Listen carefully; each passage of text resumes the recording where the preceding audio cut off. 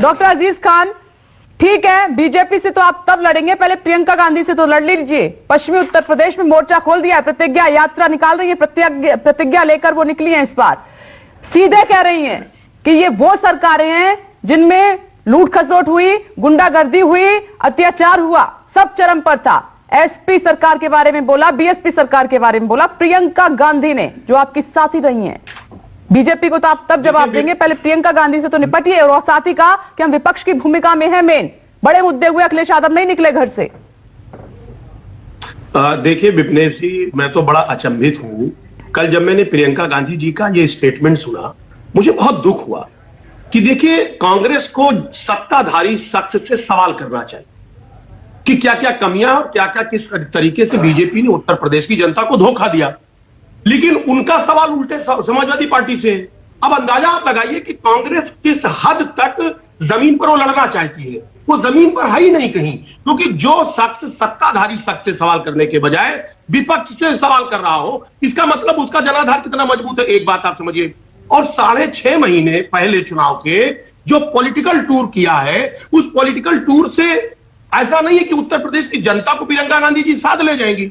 अरे भाई, 4.5 साल से जो बीजेपी जन विरोधी गतिविधियों में लिप्त थी, उनको उससे संघर्ष कौन कर रहा था? उससे समाजवादी पार्टी संघर्ष कर रही थी। समाजवादी पार्टी जनता की लड़ाई लड़ रही थी। उस वक्त प्रियंका गांधी नहीं थी। आज 6 महीना, चुनाव के 6 महीने पहले लखीमपुर, हाथरस और गोरखपुर और आगरा की जो जिक्र की जा रही है, क्या 4.5 साल के अंदर और क्राइम नहीं हुए? सारे क्राइम 6 महीने के अंदर ही हुए। अरे क्राइम तो बीजेपी ने 4.5 साल में बहुत किया, जनता को बहुत गुमराह किया, जनता को बहुत धोखा दिया। उस वक्त प्रियंका गांधी जी कहां थी? तब नहीं थी। दुख इस बात का है कि प्रियंका गांधी जी के जो सलाहकार हैं, मुझे लग रहा है उनको सही सलाह नहीं दे रहे, उनको जमीनी हकीकत नहीं बता रहे कि आज उत्तर प्रदेश में कांग्रेस की जमीन पूरी तरह से। ठीक है डॉक्टर अजीज खान, मैं जवाब लूंगी सुरेंद्र जी से, मुझे एक बार अपने सही चाहिए। डॉक्टर अजीज खान को कम मौका मिला है, मैं चाहती हूँ कि वो जवाब दें। डॉक्टर अजीज खान, आपकी बात भी इनकम्प्लीट रह गई थी उस वक्त। जी जी जी, मुझे ये बताइए कि आपकी फाइट अब किससे है, बीजेपी से, कांग्रेस से या बीएसपी से? देखिए विपनेश जी, जो सत्ता में होता है वही जवाबदेह होता है और उसी की कमियों के बारे में डिस्कस होना चाहिए। लेकिन जो कांग्रेस तो आपकी पोल खोल रही है, समझ रहे हैं आप? पोल नहीं खोल रही है, वो अपनी, देखिए ऐसा है विपनेश जी, उनकी मानसिकता है। उन्होंने एक लंबे वक्त तक राज इस मुल्क में किया है, उनको समझना चाहिए कि सवाल आखिर किससे होता है। एक बात मैं बताना चाह रहा था कि देखिए अभी मनीष जी को मैं सुन रहा था, उन्होंने बहुत सारी बातें, साहब इतने शिलान्यास। अरे भाई, शिलान्यास जो है वो विकास का रास्ता नहीं माना जाता है। विकास का जो क्राइटेरिया वो शिलान्यास नहीं है कि आप मिट्टी पाट दो, आप पत्थर लगा दो। अरे भाई, आपने 4.5 साल का जरा डाटा दो ना।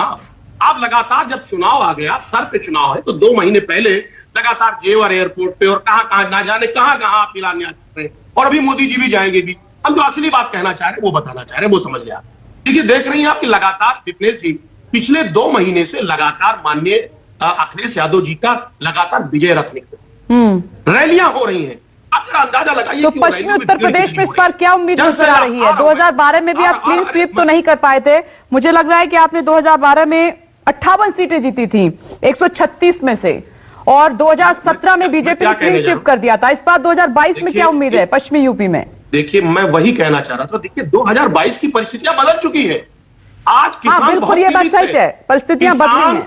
किसान बहुत पीड़ित है, एक आम जनता बहुत पीड़ित है, एक आम इंसान बहुत पीड़ित है, और बीजेपी ने सबको धोखा दिया है। वो किसान जो हमारा अन्नदाता है, 12 महीने तक उससे वार्ता नहीं की गई। आप अंदाजा लगाएं कि माननीय मोदी जी कह रहे थे कि एक फोन कॉल की दूरी पर हम है, 12 महीने बाद ढूंढे मिले जब चुनाव नजदीक आ गया।